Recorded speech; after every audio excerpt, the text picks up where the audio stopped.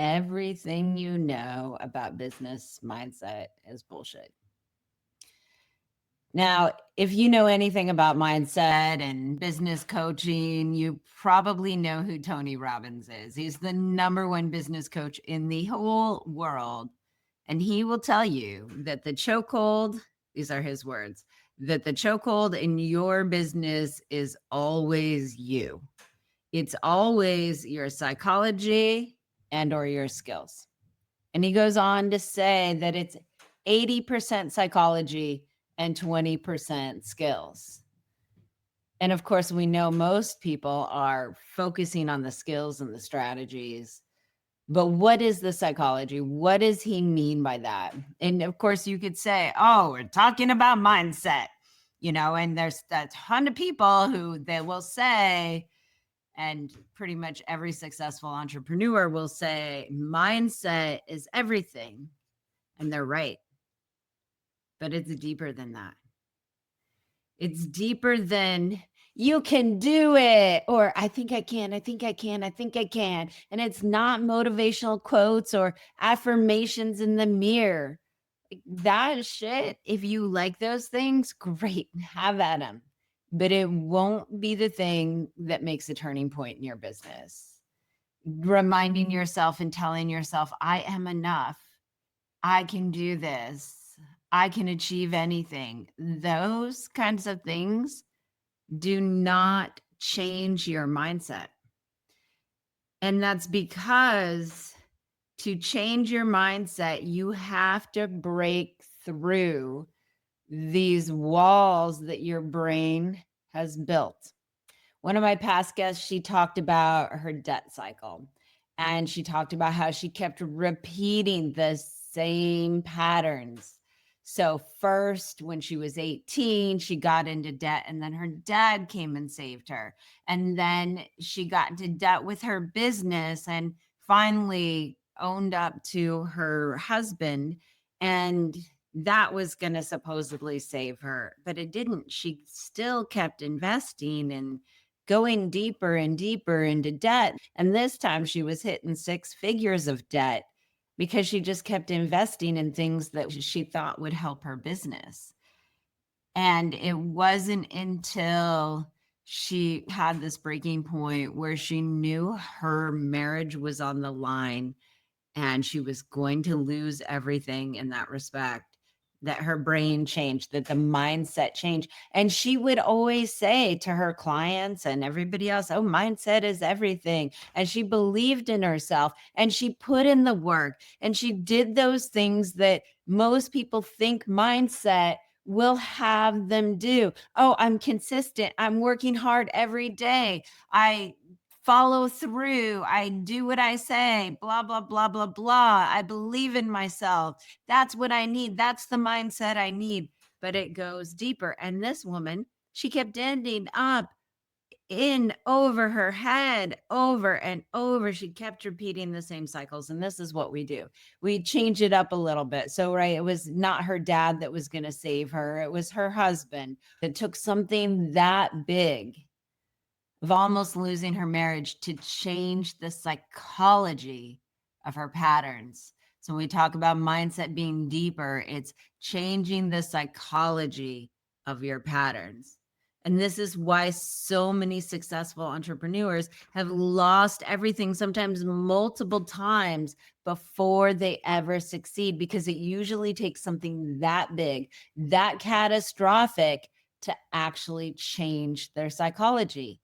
I knew when my business wasn't working that it wasn't because my strategies were flawed. I mean, yes, there were some holes in them, but there were holes in them because there was something going on in my mind, in my psychology, in my mindset. And I kept digging because I know how to reprogram my subconscious mind. I know how to rewire that stuff. I kept digging and digging, and my business was not working, still not working. My clients were having great success. I, on the other hand, was having shit success. And I had one of those big catastrophic events where I was on the verge of losing everything and something broke inside of me. And when it broke, I was able to analyze and figure out what it was exactly, and then how to rewire and recover from it, and then how to bring people through that big shift without having to have that big, massive, catastrophic loss. So it usually takes something really big to change your psychology. And this is because you have a base operating system. And it includes how and why you make decisions, what motivates you, what you're afraid of, and what you think will get you what you want. And neurological links that predetermine what those experiences mean. And most of this operating system, most of it was formed before you were age 12. Between the ages of 9 and 12 is when a circuit in your brain comes online that's called the default mode network. I won't go too into the scientifics of it, but what it does is it basically shortcuts everything. It compares whatever's happening in your life now to pretty much anything that happened in your life before the age of 12, and it makes correlations and assessments and assigns meaning. It's a shortcut so that you don't have to process and figure out what's happening now. It's like, oh, this person is yelling at me. It's like that time when mom yelled at me. So therefore, I need to respond like this. So it's a brain circuit that just makes everything automatic and it makes it fast. It was done for survival. So this fast processing made it easy for you to react and respond very quickly. And so most of the way you react and respond is based on what happened to you before the age of 12. And who are the people that are around you the most when you are young? Of course, it's your parents. And people may stretch up 1 or 2 levels higher than their parents as far as their success, especially if their parents pushed them in that direction. But very few people will create a life that's wildly different. And those that do it because they're breaking through that psychology. So your psychology is informed by, of course, your parents' psychology. It's not because they put it on you. I'm not talking about like, let's blame our parents for everything that's wrong in my life. They made me feel not enough and blah. We're not going to do that bullshit. And if you feel that way, I get it. I spent many years of my life in that place. So I understand how awful it is when you start connecting the dots and you see these correlations to what your parents did to how you felt. But just because two things were happening at the same time does not mean that one thing created the other. It's like if a hurricane happens at the same time I fall out of bed, do I make the assumption that hurricanes make me fall out of bed? No, but when we're trying to put together our psychology, that is often what we do. It's like, oh, I felt this way. And what was happening is my mom was yelling at me, or my mom was doing this thing, whatever it was. And so therefore, I must be feeling that way because she was doing this. So we tend to do a lot of that in our lives across the board. And so we make up a lot of assumptions that are not actually true. So it's not that your parents put it on you. It's because they were the ones who were around the most when you were little. We are meaning-making machines. And what that means is, here, I'm going to make a meaning for you. You can make your own meaning, but here is what meaning-making machine means to me and to a lot of other people, is we see something and we decide what it means. So if I see a red coat, I decide if it means that coat is really cool. You might decide that it's ugly. And so my meaning of the red coat is different than your meaning of the red coat. I may think the red coat looks preppy. You might think the red coat looks rock and roll. So we each have our own perception of how we make a meaning of things. Some of the things you have decided what they mean is based on things that you picked up from other people. Your parents might have said, you must behave properly to get what you want. Or maybe they said, if you work hard, you will succeed. And so you picked up those meanings. Working hard means success. Behaving properly means I get what I want, right? And notice the meaning, the correlation that you have decided that it means. And see, even though your parents said that and they told you it was true, at some point you still had to decide to accept that as true. So, one of the things that happens is you tend to pick up more from what you experience, especially in those early ages, because under the age of 7, you are literally a sponge. You soak up everything, you see everything in a way that we adults do not see because that default mode network narrows our focus and is tracking for the things that we know and the things that are familiar, as opposed to seeing everything and taking everything in. So, as the little kid, we see it all. So, if your parents told you to work very hard, working hard will make you successful, but they worked very hard and were never successful, you'll have this inner conflict. You'll have this, you want to work hard to make your parents proud, but you don't really believe that you'll get the success. And here's the thing that sucks when you have a belief or a conflict like that, is you get the thing that you believe. You might work really hard, and so you're making your parents proud. Sure, that's great. But you won't get the success because you saw over and over how hard your parents worked and you didn't get the success. So you decided to make it mean that working hard does not equal success. So you do the working hard because that's what you should do, but you don't get the success because you get what you believe. There's that saying, whether you think you can or you can't, you're right. So if your parents worked hard and they were successful, then you can probably repeat that same pattern.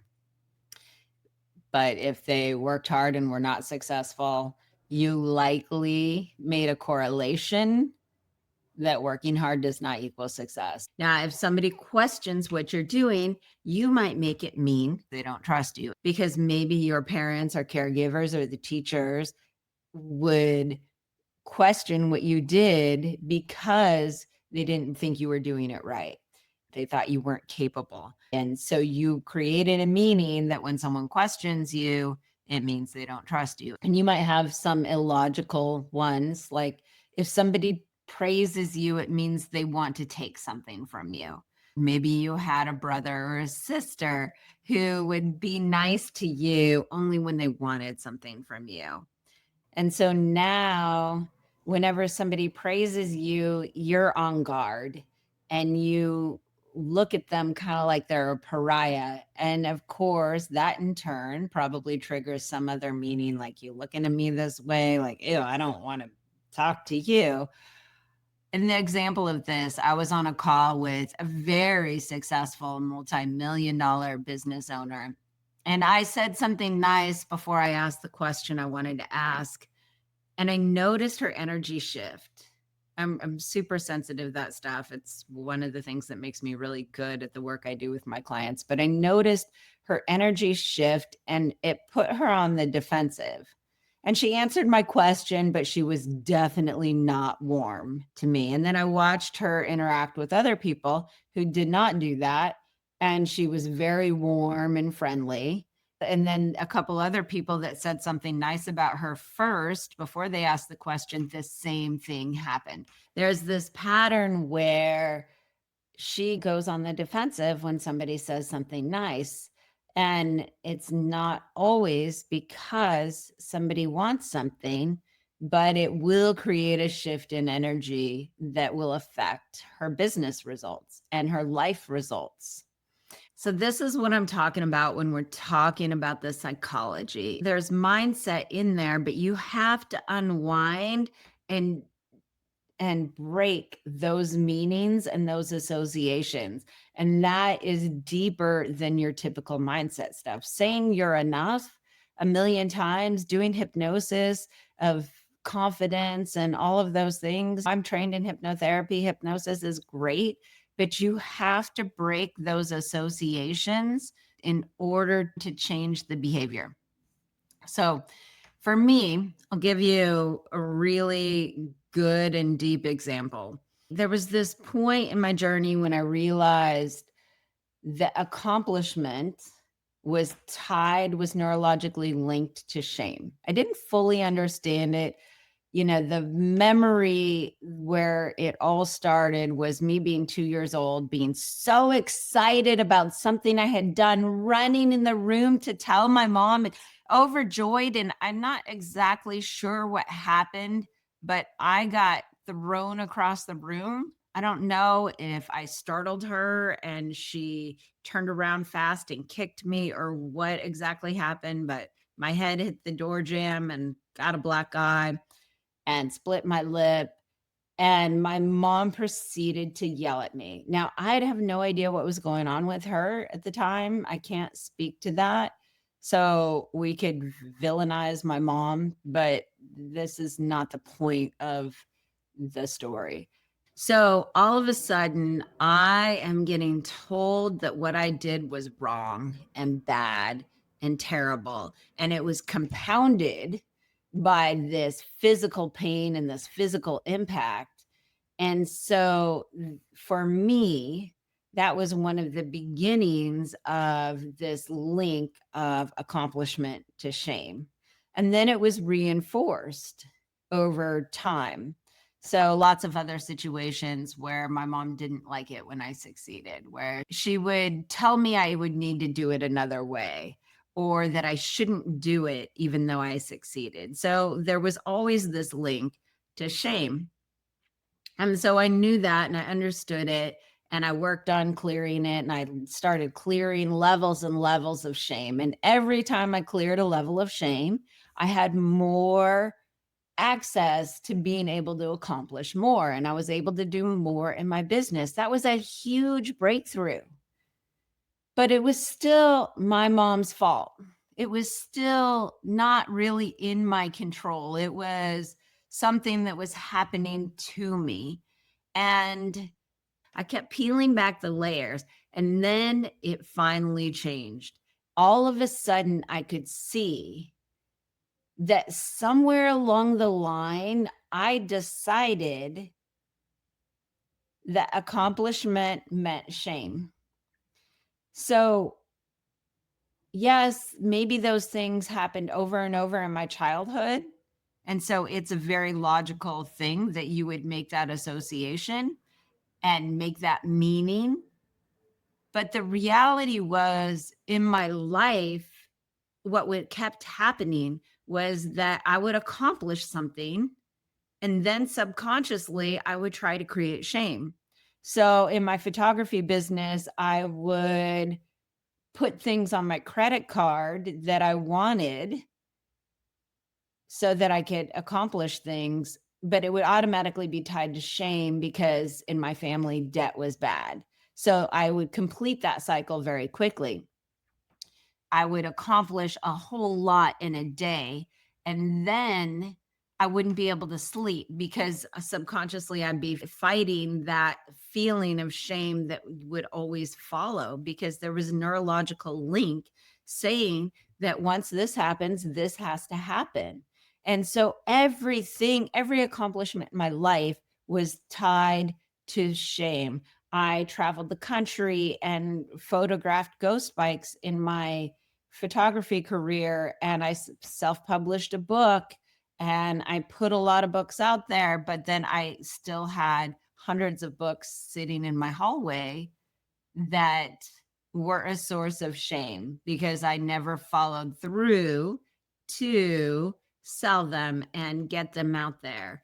And I never could because that big accomplishment had to be tied to shame because that neurological link had to be completed. So once I finally realized that I was the one who decided. And I could see that the two things were separate, that I felt accomplishment and maybe something happened where my mom created shame or whatnot, but that was separate, that they were two different things, that they were not actually linked together. Once I could see that distinction, then everything changed. Then that neurological link unhooked. And so then I became free to accomplish without having to follow it with some bullshit thing that would make me feel bad about myself. Like a big example too would be I would accomplish something and then I would immediately find that thing wrong. So if you're one of those people who every time you succeed, you automatically notice what's wrong, what the next thing is that's not good enough, is you might have a similar link in your brain that needs to be broken. And you've got to get to that point where you can see that it's not somebody else's fault, because you can't change it if it's somebody else's fault. You can only change it when you can see and take responsibility for it yourself. And one of my old business coaches, he used to say every major uptick in his business happened after a major mind shift. And I've noticed the same in my business and my clients too. One of my clients is a solopreneur, and every time he has a big like mind breakthrough with me, more people opt in for his product, seemingly out of nowhere. He ends up getting a client out of the blue when he hasn't even necessarily been doing something, but just that shift in energy opens doors and allows things in. So this mindset shift, the mind shifts, they're not just understanding something new, it's deeper. Like I understood that the shame and the accomplishment were linked. I understood that, but it wasn't enough to break it. It wasn't until my subconscious mind could see that there were two separate things. And I had that aha breakthrough epiphany. And when you have those aha breakthrough epiphanies, it changes your behavior for good. And I know you've all had an aha that changed you, where you just had it and all of a sudden you just stopped doing something that you used to do. And that's the moment where the subconscious mind finally gets it and understands. It's not like you're getting better at something, you just are better. It becomes a part of who you are, and your greater understanding that builds into who you are being, who the person you are is. So to change your mindset, to really change it, to change the psychology, you have to unravel the meanings that you made of things when you were young. And these are, people talk about limiting beliefs. And yes, this is it. But the key is to actually identify the limiting beliefs that are getting in your way. So for me, the limiting belief with that shame story was that she is separate than me. Her reaction is separate from me, that it actually didn't really have anything to do with my accomplishment. And when I could really understand that to the bones of my body, that link broke. You have to unravel the meanings you made of those things when you were young. And most of the stuff is below your consciousness. It's been a part of you for so long that you don't even know it's there. You don't know what it would be like to not have it, because you really just don't know anything different. And your mind will do everything in its power to hang on to those disempowering meanings. This is why entrepreneurs have to lose everything so often before they actually break those associations. They learn that they won't die. They'll hit rock bottom when there's nothing left to lose. The fear of letting go of the old mindset becomes irrelevant, because your subconscious mind knows that it will never get you what it thinks it was going to get you. So this is all why I do what I do. There are so many business coaches out there who will teach you the strategy and who will focus with you on that. And a lot who work with you on mindset, but most people cannot go deep enough to break through those deep neurological connections. So I do this so you don't have to go through those crazy experiences of loss and heartbreak and tragedy and losing everything to actually get your psychology and your mind to change. I mean, most coaches, they hold you accountable and they'll have you do things their way. But if you have underlying meanings and beliefs that conflict with what they say, there's always going to be this push and pull. Your results will not be consistent.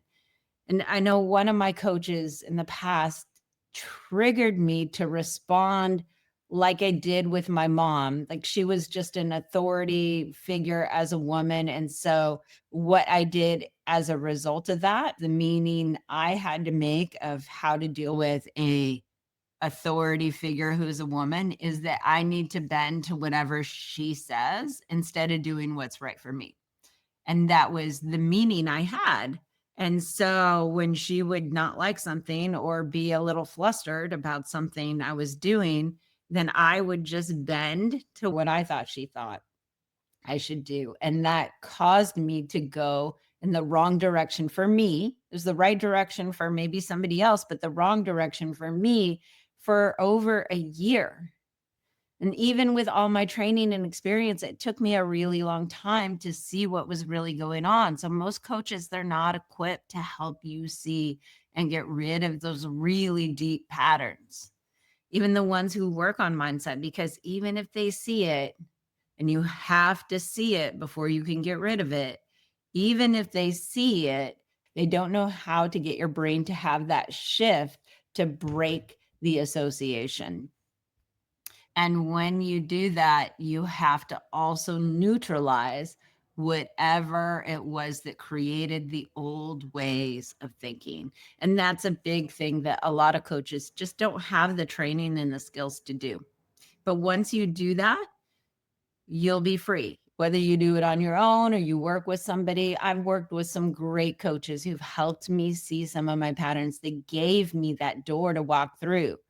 But it always came down to the internal work that I did on myself, the same kind of work I do with my clients that set me free. So if you're feeling like you have some of those patterns, you need to work with a person who can help you do the deeper inner work to break those associations. If you're struggling in your business and you've been at it for a while, you've tried a handful of different strategies and it's not working, it's probably safe to say that your problem is less about strategy and more about the psychology. And people will spend years chasing strategies instead of working on the real problem. So you want to find someone who can help you. I don't care if it's me, just find somebody who can help you get through this deeper stuff so that you won't have to figure it out on your own without having to have a major catastrophe like losing everything. Now, you can get on my mailing list so you can understand more about how this psychology affects your business. You can do that by getting my free gift. That's at bethewolfgift.com. Open up your browsers, do it now. Bethewolfgift.com. It'll give you access to the 3 secrets the business gurus never talk about. So you'll get that instantly. And then you'll also have instant access to another video that teaches you about your success zone, which is really the core of a lot of this psychology stuff. So grab that at bethewolfgift.com. And remember, everybody, when you unleash the power of you, humanity evolves. We'll see you next time on Be the Wolf. Bye, everyone.